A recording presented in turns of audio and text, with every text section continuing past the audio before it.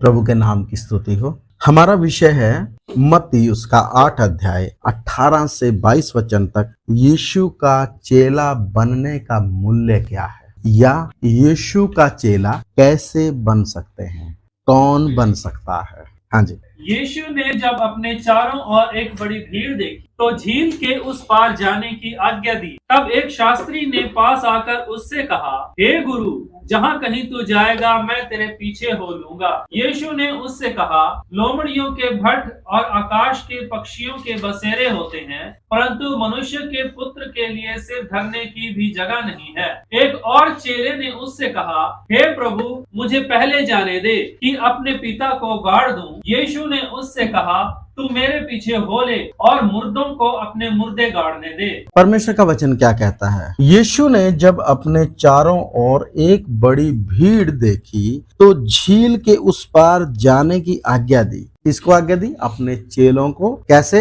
नाव पर बैठकर यीशु भीड़ को छोड़कर दूसरी तरफ जाना चाहता है, क्योंकि भीड़ के पास मुद्दे क्या हैं? पेट दर्द, सिर दर्द, दुष्ट आत्मा, लकवा, है ना, अंधा, कोढ़ी, ये मुद्दे हैं भीड़ के। और अगर यीशु मसीह एक जगह पर टिक जाता है तो ये भीड़ खत्म नहीं होती है कभी। यीशु का काम क्या है? गांव गांव, नगर नगर जाकर लोगों को सुसमाचार का प्रचार करना। अक्सर हम देखते हैं प्रभु यीशु मसीह भीड़ को छोड़कर अपने काम के लिए आगे निकल जाता है। भीड़ उसके पीछे पीछे है और प्रभु आगे आगे है। आजकल लोग भीड़ के पीछे हैं। सेवक किसके पीछे हैं? भीड़ के पीछे हैं। जहां भीड़ होगी वहां जाएंगे। कई पास्टर ऐसे हैं, अगर मीटिंग में भीड़ नहीं है तो आएंगे भी नहीं। ऐसे सेवक हैं। भीड़ कितनी है, थोड़े लोगों को प्रचार करना भी अपनी शान के खिलाफ समझते हैं। ऐसे सेवक हैं आज के समय। लेकिन यीशु को देखें, वो भीड़ को छोड़कर जाता है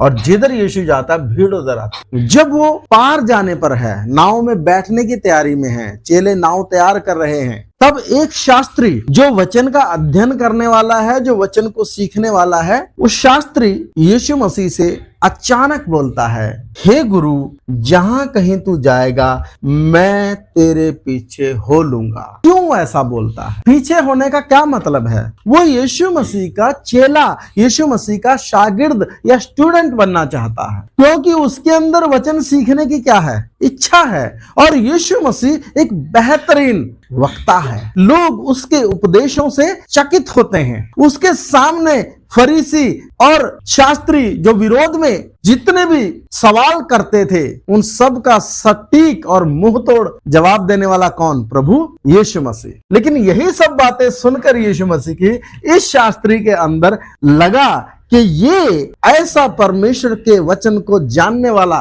एक ऐसा प्रचारक या ऐसा भविष्यवक्ता है, मुझे उनका नहीं, इसका क्या बनना चाहिए? चेला बनना चाहिए, इसका शागिर्द बनना चाहिए। तो जब यीशु छोड़कर जा रहा, मन में होगा इसके, लेकिन इसने बोला कि मैं भी चलता हूं। अनायास ही बोल पड़ा। ये एक अच्छे गुरु का चेला बनना चाहता है। अच्छा टैग। कैसा टैग? कई बार विश्वासी भी करते हैं, हमने फलाने पास्टर से क्या लेना है? बपतिस्मा लेना है बबियाल में। आप देखना, जब पास्टर फिनी आने से पहले बबियाल वालों का एक्साइटमेंट चरम पर होगा। मैंने उनको कई बार समझाया, भाई एक्साइटमेंट मत करो। होता है एक्साइटमेंट, सबको होता है, लेकिन इतना चरम पर मत जाओ। थोड़ा सा धीरज रखो और जो करना है वो करो। उनको अगर बोल देंगे कि ये करना, दौड़ के जाएंगे गोली की तरह। अपने लिए भी मैं उनको मना करता हूँ कि बहुत ज्यादा क्या नहीं करना, नॉर्मल लो। हर चीज को क्या लेना है? नॉर्मल लेना है। प्रभु के दास हैं, हम भी हैं, कोई भी है। आपने उनको जो आदर देना है वो दें, लेकिन एक्साइटमेंट जरूरत से ज्यादा ना। एक्साइटमेंट तो मानवीय स्वभाव है, होती है, लेकिन उस पर क्या रखना है? थोड़ा सा नियंत्रण रखना है। पता चला बोलते कुछ है, एक्साइटमेंट के कारण सुनता कुछ है। ये होती हैं गलतियां, होती हैं, फिर वो उसको एक्साइटमेंट बोल देते हैं। तो ऐसे होता है। तो ऐसा ना हो, बल्कि हम पवित्र आत्मा पाए हुए लोग हैं, जो भी करना है तो फिर क्या करें? तो सहजता में रहना चाहिए। हमारे अंदर कई प्रकार के भाव होते हैं ना। शुगर अगर कम हो जाए बॉडी में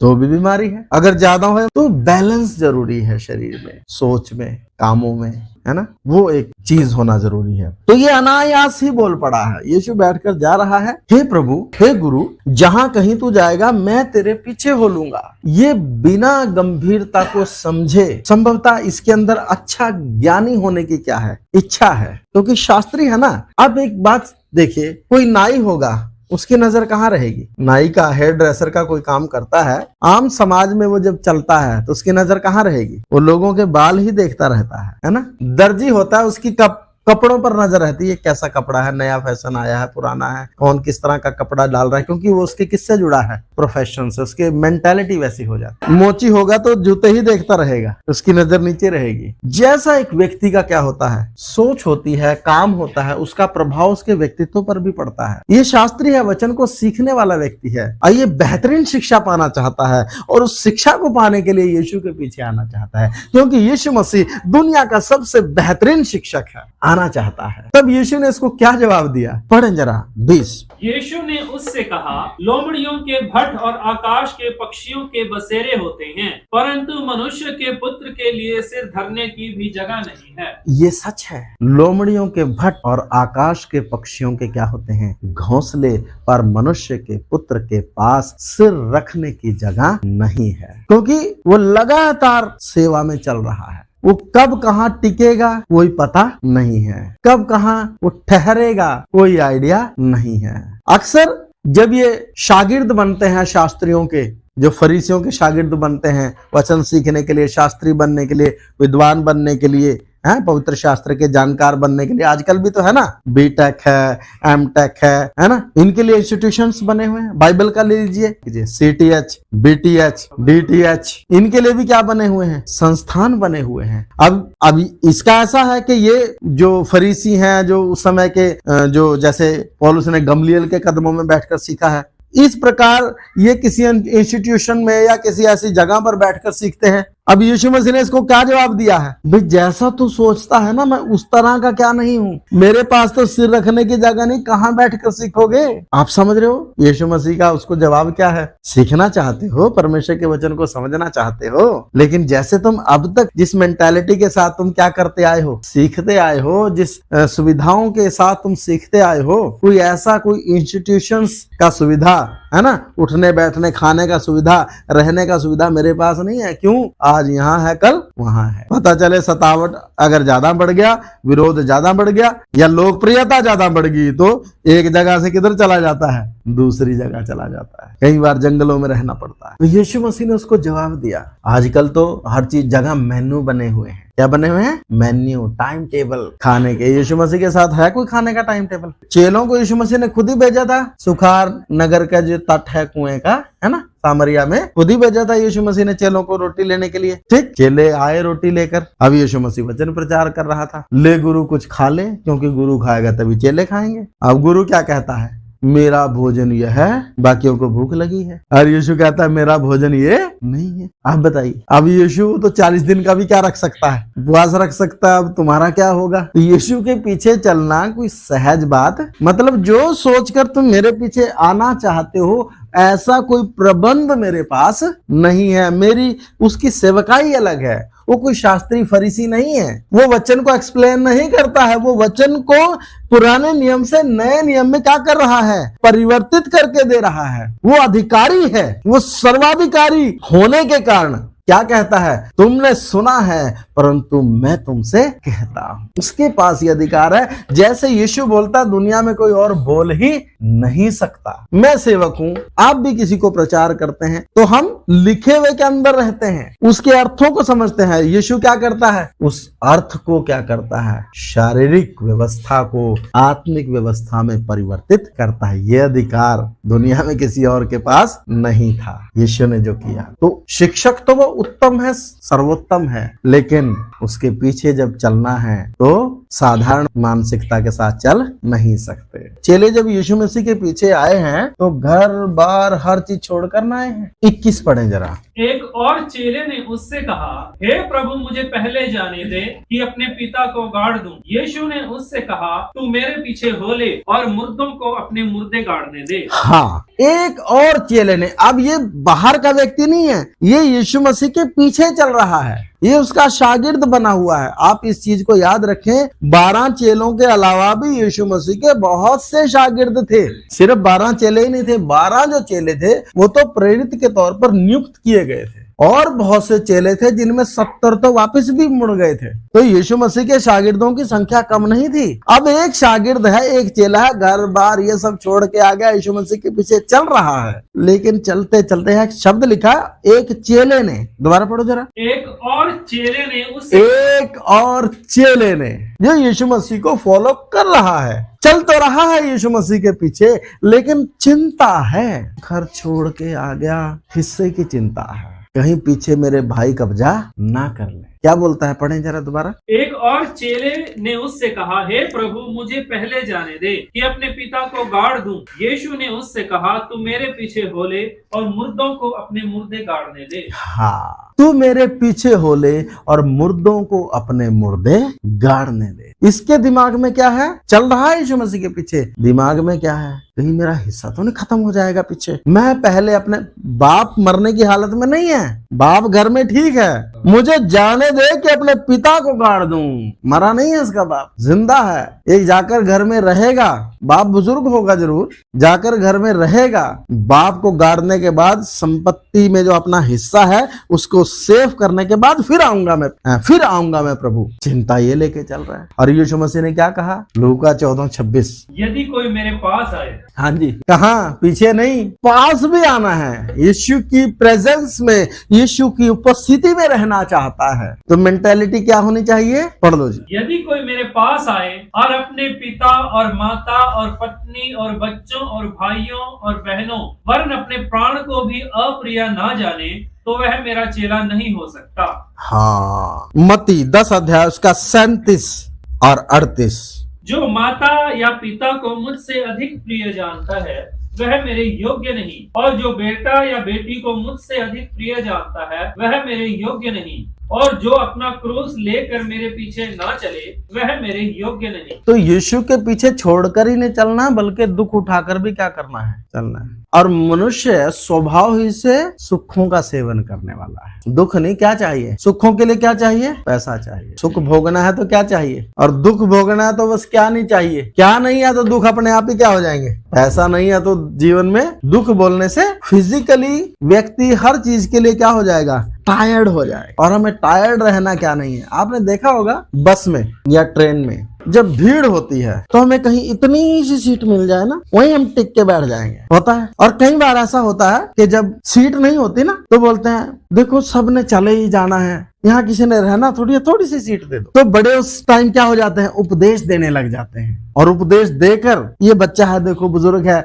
ना, ऐसे करते हैं लोग। लेकिन वो महिला है जो, वो बुजुर्ग है जो, जब उसको खुद सीट मिलती है तब ऐसे क्या हो जाता है, फिर थोड़ा कंफर्टेबल होकर बैठ जाता है, और फिर उसको कोई और सीट मांगे फिर वो एकदम उपदेश क्या कर लेता है, बदल जाता है उसका। चलिए, अब सीट खाली है, पूरी बस में 5-4 सवारियां हैं, कहीं भी सीट मिल जाएगी बैठ जाएगा आदमी, फिर सारी सीटों पे बैठ बैठ के देखे, नहीं यहाँ ठीक है, विंडो सीट ठीक है। ये सच है, इंसान की आदत ऐसी है, यहाँ ठीक नहीं, आगे भी जाएगा पीछे भी जाएगा, बैठ बैठ के सब पे देखेगा। और जब ना मिल रही हो तो थोड़ी सी मिल जाए ना किनारा, उसी पे टिक जाएगा। जाकर मैं पहले अपने पिता को गाड़ दूं। क्या बोल रहा है, बोलने से पहले जिसके पीछे चल रहा है उसको जानता ही नहीं है। जिसके पीछे आने के लिए मिनिमम कंडीशन क्या है, अपने आप से क्या करनी है, नफरत। वापिस आ जाते हैं मत्ती उसका 8 अध्याय। तो यहाँ क्या लिखा है, एक और चेले ने उससे कहा, हे प्रभु मुझे पहले जाने दे कि अपने पिता को गाड़ दूं। यीशु ने उससे कहा, तू मेरे पीछे हो ले और मुर्दों को अपने मुर्दे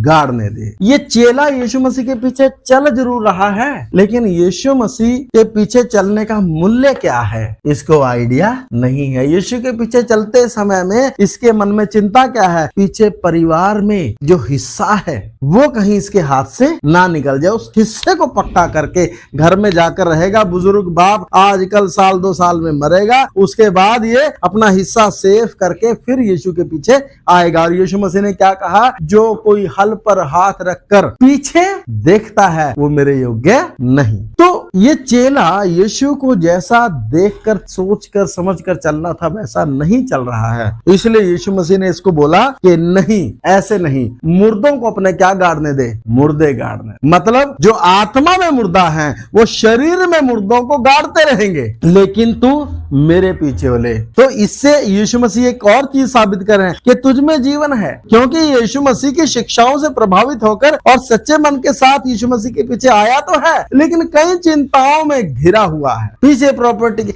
इसलिए जब हम प्रभु पर अपनी टेक लगाते हैं ना, प्रभु हमारे ऊपर हमारे जीवन में सारे इंतजाम को कहा। तो कहने का मेरा मतलब ये है, कई बार जोश में हो जाते हैं लोग, लेकिन यीशु के पीछे वो भी इजराइली हैं, लेकिन अब जब हम आगे बढ़ रहे हैं तो पीछे का क्या नहीं करना। हाँ, मैं सेवा छोड़ के किधर चला जाऊं, है ना, वो तो नहीं हो पाएगा, क्योंकि नहीं कर सकते हैं। अगर करेंगे तो फिर आप सेवा से क्या हो जाएंगे, मैनेज करते रहो ना, फिर पीछे फिर नहीं हो पाएगा। अपने आप को क्या करना पड़ेगा। बाप मर गया, किधर नहीं जाना, अभी तो जिंदा है, मर गया तो भी किधर नहीं जाना। आपको पता है पुराने समय में नाजिर जो यहोवा के लिए अलग किए जाते थे, क्या नहीं करते थे, अपने माँ बाप मरने के बाद भी उनको छूते नहीं थे, उनको दफनाने वाला कोई और ही होता था। यूहन्ना बपतिस्मा दाता बुढ़ापे की संतान थी, बचपन से जंगलों में चला गया था, क्या उसने अपना नाजिरपना छोड़ दिया था। जो बेटा बुढ़ापे में पैदा हुआ और सारी उम्र दुआएं और मन्नतें करके मांगा, लास्ट में हमारे हिंदुओं में तो, हिंदुस्तान में तो क्या है जी, कंधा देना, पिंड दान करना, और ये सब क्या होता है, बहुत महत्वपूर्ण रखता है हिंदू समाज में, है ना। तो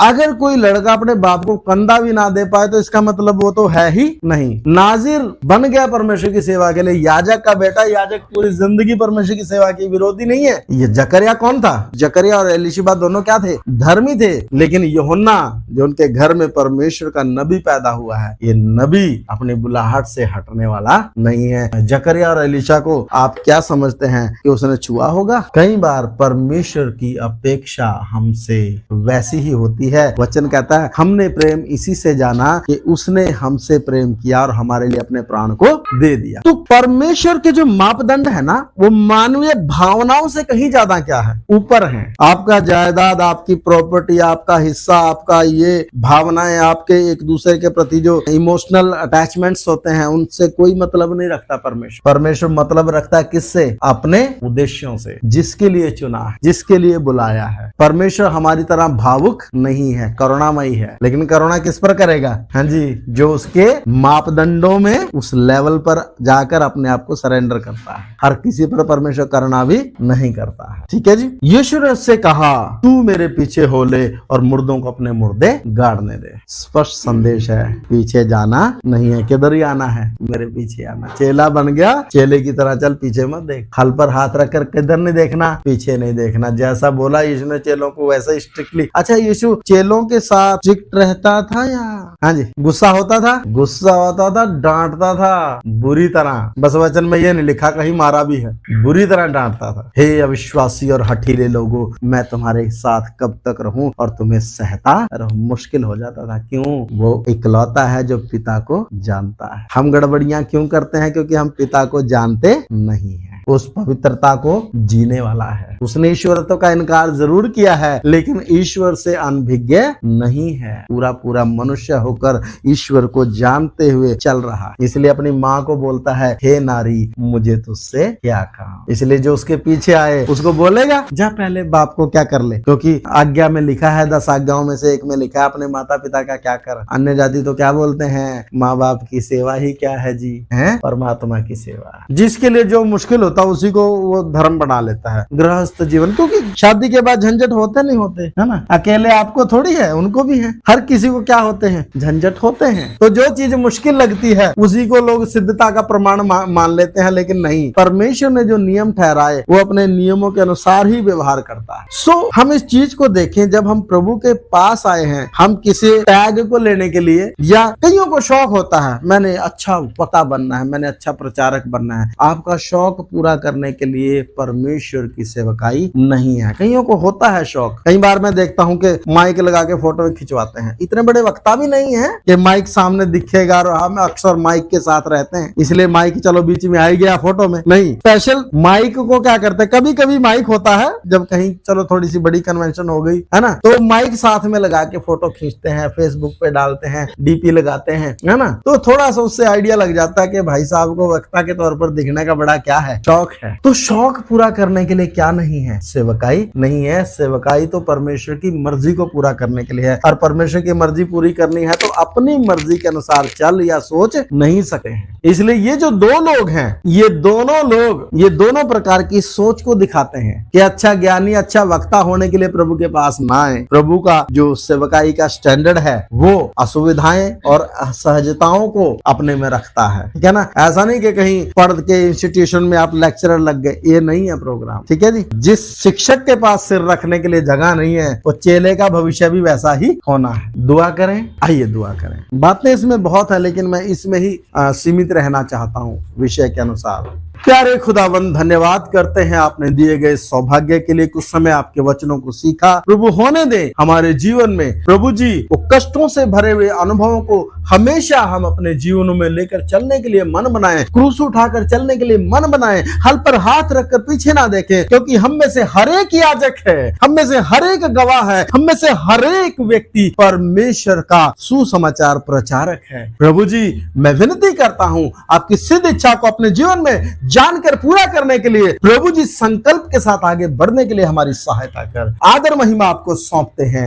यीशु मसीह के नाम में, आमीन। अब हमारे पिता का प्रेम, प्रभु यीशु मसीह का अनुग्रह, पवित्र आत्मा की सहभागिता और संगति अब से लेकर प्रभु यीशु मसीह की दूसरी आमद तक हम सबों के साथ और प्रभु की तमाम पवित्र कलीसिया और संतों के साथ होता रहे, आमीन। प्रभु आप सबों को आशीष दें। जय मसीह की।